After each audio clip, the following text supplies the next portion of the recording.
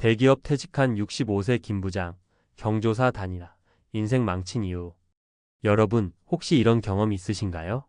직장에서 오랜 시간을 보내며 열심히 돈을 벌었는데 퇴직 후 갑자기 여기저기서 경조사 초대장이 쏟아지는 상황 말입니다.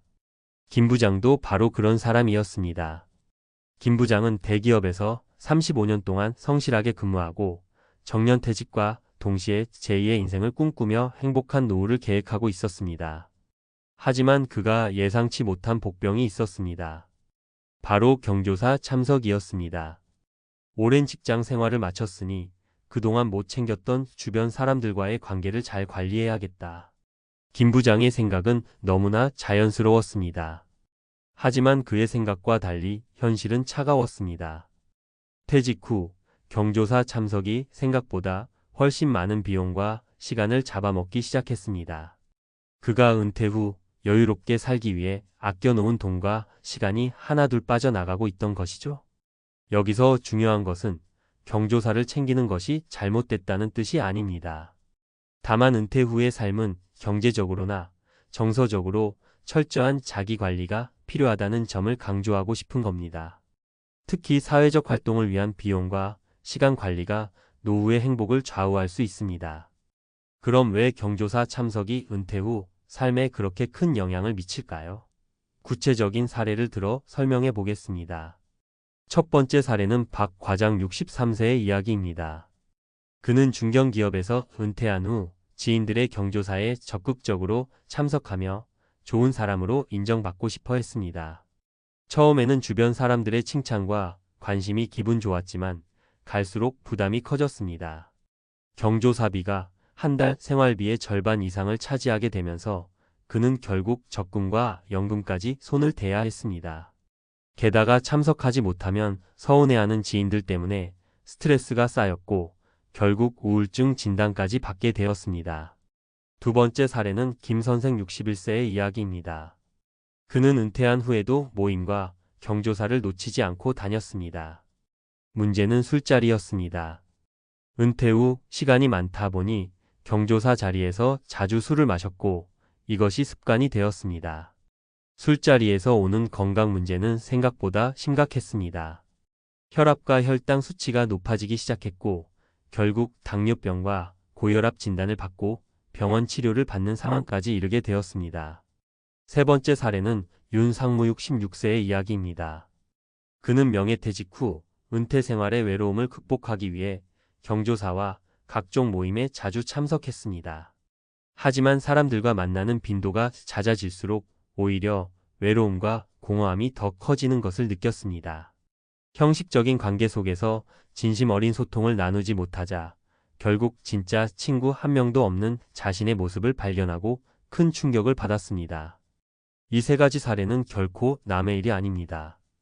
은퇴한 후 경조사 참석을 어느 정도로 해야 할지 분명한 기준이 없으면 노후의 행복을 위협할 수 있습니다. 중요한 것은 자기 자신의 기준을 명확히 세우는 것입니다. 그럼 어떤 기준을 가지고 경조사에 참석해야 할까요? 첫째, 자신의 경제적 여건에 맞춰 기준을 정해야 합니다.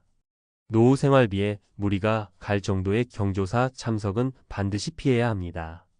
무리하게 주변의 시선을 의식해 과시용으로 참석하거나 과도한 경조사비를 지출하면 결국 자신의 노후를 어렵게 만듭니다.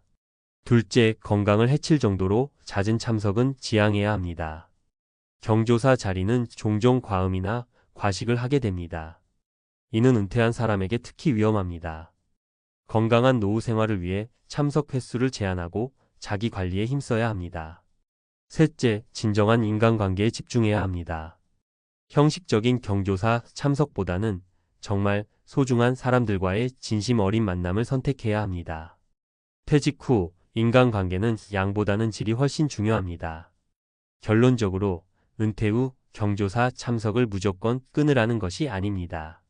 다만 자기의 경제적 상황과 건강 상태, 인간관계를 신중히 고려하여 선택하고 관리하는 것이 중요하다는 점을 강조하고 싶습니다.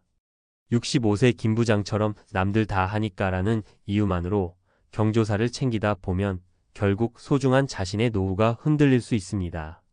지금부터라도 냉정하게 판단하고 여러분만의 현명한 기준을 세우는 것이 어떨까요? 은퇴 후 행복한 인간관계를 만드는 실천법. 1. 관계 단절이 아닌 관계 재구성. 퇴직 후 많은 사람이 인간관계의 변화에 어려움을 겪습니다. 하지만 은퇴 후에는 과거의 직장 중심 인간관계를 유지하기보다 나에게 맞는 관계로 재구성하는 것이 중요합니다. 단순히 관계를 끊는 것이 아니라 새로운 삶에 맞게 인간관계를 정리하고 깊이 있는 관계를 형성하는 것이 필요합니다. 관계 재구성이 필요한 이유. 직장에서의 관계는 이해관계에 얽혀있는 경우가 많아 퇴직 후 자연스럽게 소원해질 수밖에 없습니다. 퇴직 후에도 억지로 유지하는 관계는 불필요한 스트레스를 초래할 수 있습니다. 은퇴 후에는 한정된 시간과 에너지를 더 가치 있는 관계에 투자해야 합니다. 이제는 얼마나 많은 사람을 아느냐가 아니라 어떤 사람들과 교류하느냐가 중요한 시기입니다. 2. 무리한 침묵보다 취미와 가치관이 맞는 사람들과의 교류. 퇴직 후에는 무작정 침묵을 유지하기보다 나와 맞는 사람들과 건강한 관계를 맺는 것이 중요합니다. 이런 사람들과 함께 하세요. 같은 취미를 공유하는 사람들, 같은 취미를 가진 사람들과의 교류는 자연스럽고 즐겁습니다. 예, 등산, 자전거, 음악, 독서. 가치관이 비슷한 사람들, 인생관과 생활 방식이 비슷한 사람들과의 교류는 삶의 만족도를 높여줍니다. 긍정적인 에너지를 주고받을 수 있는 사람들, 불평, 불만만 늘어놓는 사람보다 서로 응원해주는 관계를 만들어야 합니다. 이런 관계는 피하세요. 경제적 부담을 주는 관계, 지나치게 경조사를 요구하거나 과한 모임을 강요하는 관계는 부담만 될 수 있습니다.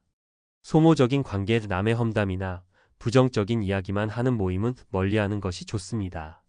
관계의 질이 관계의 양보다 훨씬 중요합니다. 3.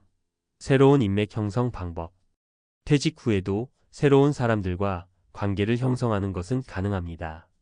오히려 이전보다 더 건강하고 의미 있는 관계를 만들 기회가 많아집니다. 새로운 인맥을 만들 수 있는 방법.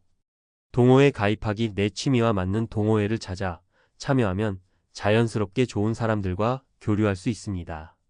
재능 기부 활동. 자신의 경험과 기술을 활용해 재능 기부를 하면 보람도 느끼고 새로운 인맥도 쌓을 수 있습니다.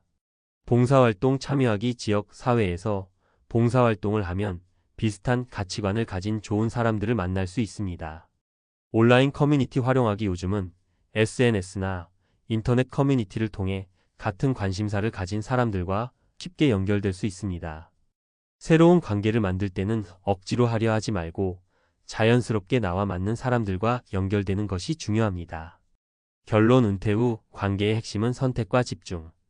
퇴직 후 인간관계는 단순히 끊거나 유지하는 것이 아니라 재구성하는 과정이 필요합니다.